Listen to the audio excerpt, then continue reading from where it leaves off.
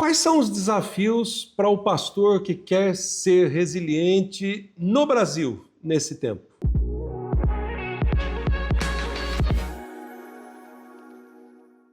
Bom, nesses dois últimos episódios do Envisionar Podcast, em parceria com a Rádio Transmundial, a gente vai trazer, além dos desafios macro, globais, do pastor que quer ser resiliente, os desafios específicos do Brasil. E nesse episódio em especial, a gente vai trabalhar dois desses 4 desafios que são desafios grandiosos para a Igreja do Brasil nesse tempo. Como eu já mencionei, o livro Pastor Resiliente é fruto de uma pesquisa que a Barna fez nos Estados Unidos há algum tempo atrás, com milhares de pastores de diversas denominações, que descobriu um pouco do estado dos pastores americanos. Depois a Envisionar fez essa pesquisa novamente no Brasil, com mais de 1.100 pastores, 220 denominações diferentes, e identificamos o estado dos pastores no Brasil e alguns desafios para a igreja brasileira nesse tempo. E como eu imagino que todo pastor gostaria de ser resiliente, de superar esse tempo de mudanças tão rápidas e profundas, nesses dois últimos episódios, eu quero compartilhar um pouco, não somente dos desafios dos pastores, mas das igrejas brasileiras. E eu espero que isso te ajude na sua realidade e nos desafios da sua comunidade. Bom, quais são então os desafios brasileiros para um pastor ser resiliente? Nós identificamos 4, dentre uma lista muito maior, obviamente, mas os 4 principais, e hoje eu gostaria de comentar um pouquinho com vocês sobre 2 desses desafios. O primeiro desafio é o desafio relacionado à visão. Uma das coisas que a gente identificou na pesquisa brasileira é que é tempo de buscar uma visão de futuro. Só 23% dos pastores brasileiros, de mais de 1.100 pastores de 220 denominações diferentes, disseram que têm uma visão clara para o seu futuro e para o futuro da igreja. Bom, minha gente, isso é um número expressivo, mas muito pequeno, relacionado ao universo de igrejas. Significa que de cada 10 igrejas, só 2 têm uma visão clara de futuro.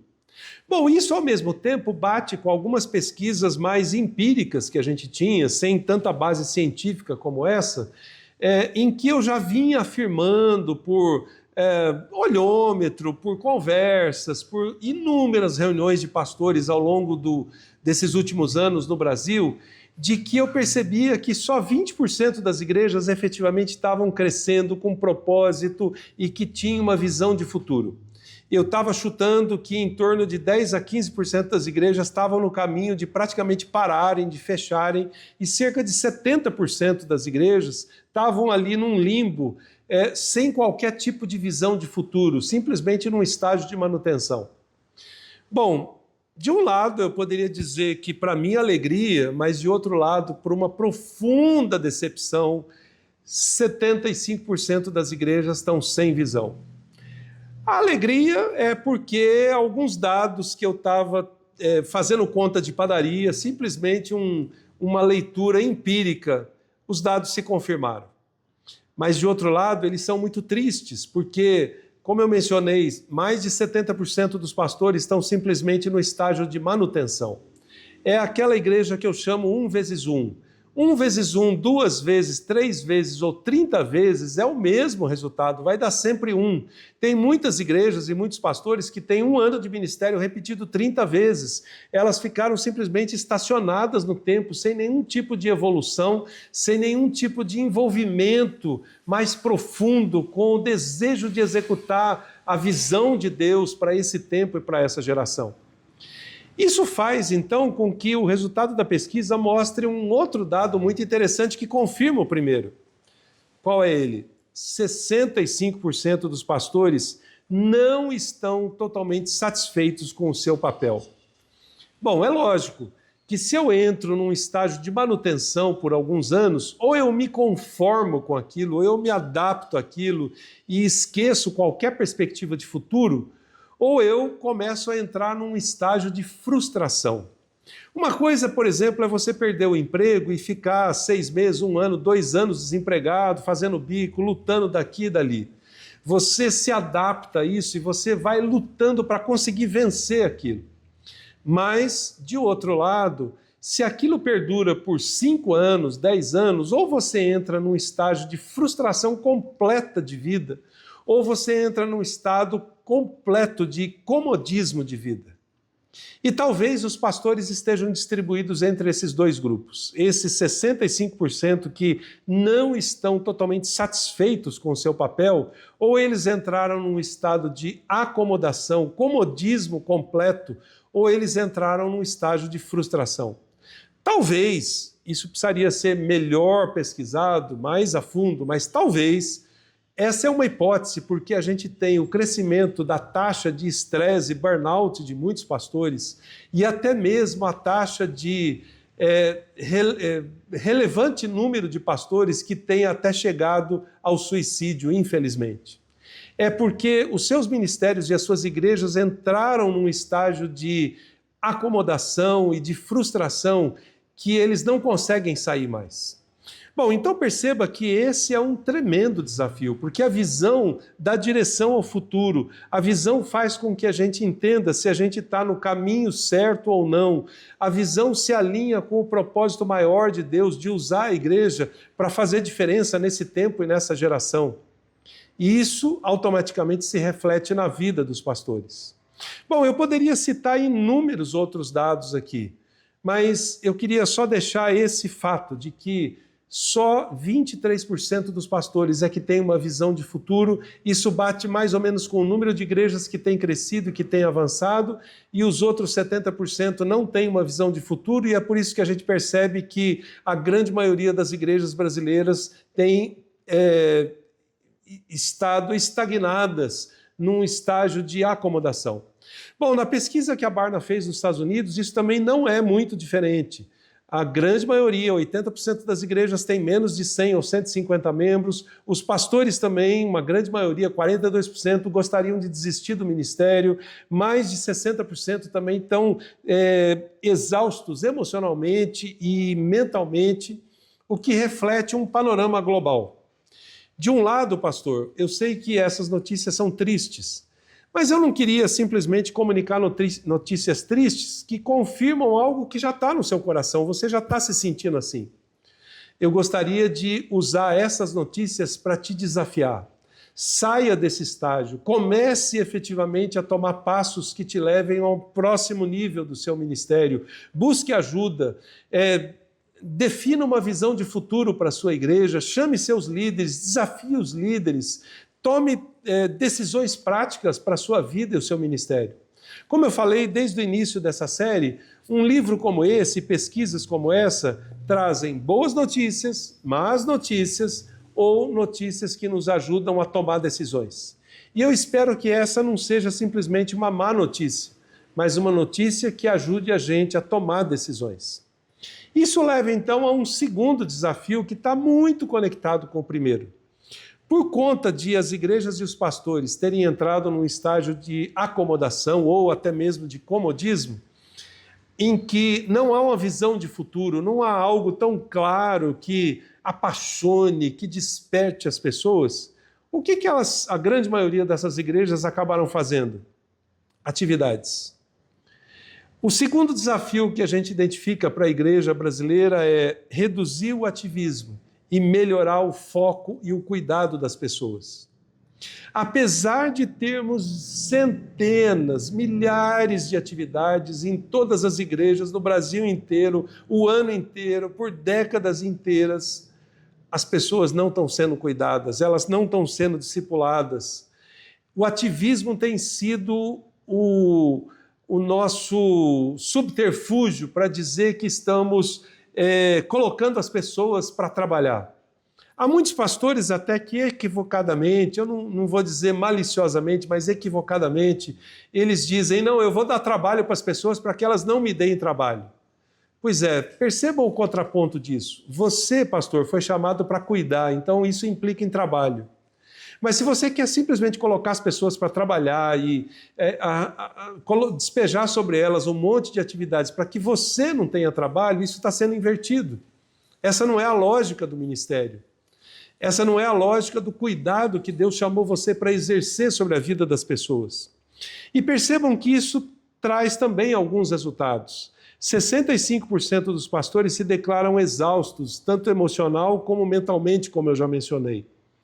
Mas percebam, se a grande maioria das igrejas, no caso da pesquisa brasileira, a gente teve 57% das igrejas que têm menos de 100 membros e 78% das igrejas que têm até 200 membros, eu pergunto, como é que um pastor pode ficar exausto emocional e mentalmente cuidando de 100 pessoas? Na grande maioria, quase 60% das igrejas têm menos de 100 pessoas.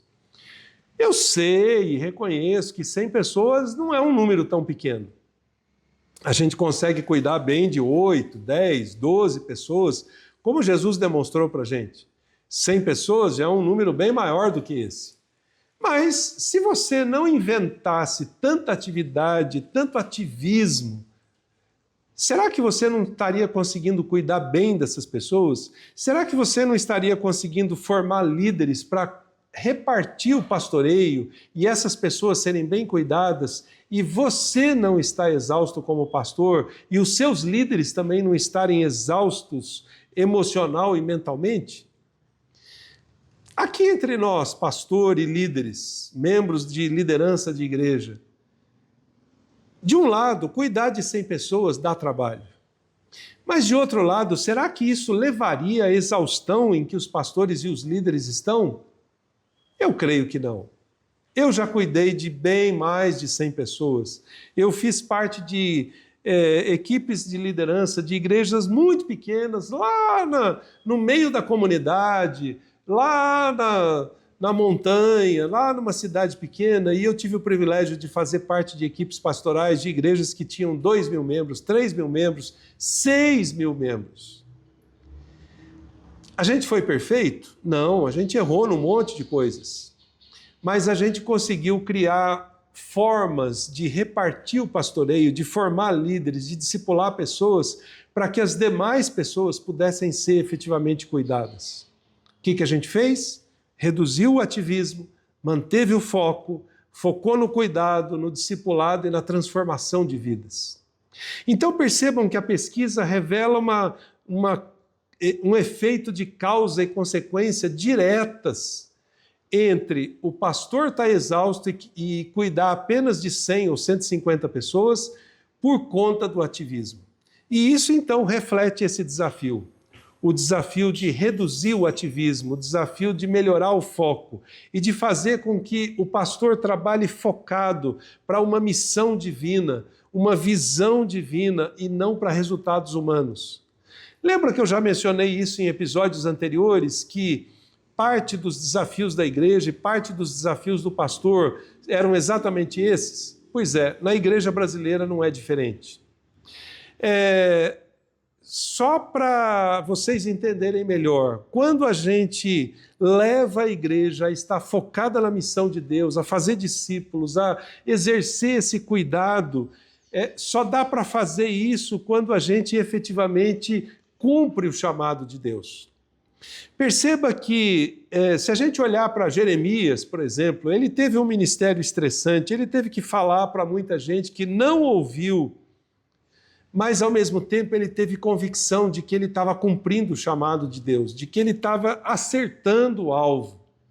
Perceba que a pressão, no caso de Jeremias, por resultados não era numérica, era simplesmente que as pessoas ouvissem o chamado de Deus e a mensagem que Deus tinha para transmitir, assim como tantos outros na Bíblia. Então, pastor e líderes de igrejas, ajudem os pastores a se reconectarem com seu propósito divino. Ajudem os pastores a enfrentarem as adversidades da fé, com fé renovada, e a buscarem uma vida ministerial mais equilibrada e gratificante. A falta de visão gera o acúmulo de atividades. Quando a gente não sabe para onde a gente está indo, a gente começa a inventar uma porção de coisas para justificar que o nosso ministério é efetivo, produz resultados, tem bons números e assim por diante. Mas não é isso que Jesus pediu e não é isso que ele vai cobrar da gente. A falta de visão gera esse acúmulo de atividades. Não é diferente da pessoa que não encontrou Jesus e tenta preencher a sua vida, tenta preencher o seu vazio com um monte de atividades. Eu sei que a gente tem dificuldades de conciliar a vocação pastoral com as expectativas que as pessoas têm da gente. Mas a gente precisa ter a consciência de que a pressão sempre vai existir para a gente liderar com eficiência, mas, acima de tudo, a gente precisa entender que nós temos um chamado, uma vocação que é divina para levar pessoas para Jesus, para discipular essas pessoas, para levar a Igreja de Cristo a entender qual é o papel dela, a sua missão nesse tempo e nessa geração. Então, pastor e líderes de igrejas, o que vocês farão a respeito da visão? Vocês, se não têm, estão em busca de uma visão de Deus para esse tempo e essa geração? Vocês estão dispostos a abrir mão das atividades que vocês têm para efetivamente atingir o alvo? O que vocês farão para reduzir o ativismo e cuidar melhor das pessoas? Meu desafio é, peguem esse livro, se debrucem sobre ele, distribuam ele com a liderança, pastor, distribua com outros líderes e pensem quais desses desafios fazem sentido para nós, quais decisões nós precisamos tomar para que a gente não continue a ser aquela igreja de manutenção e acomodada, e para que a gente efetivamente cumpra a missão de Deus na nossa geração e no nosso tempo. Então, espero ouvir falar daquilo que você vai decidir e implementar, e espero ouvir falar da sua história. Grande abraço, Deus te abençoe.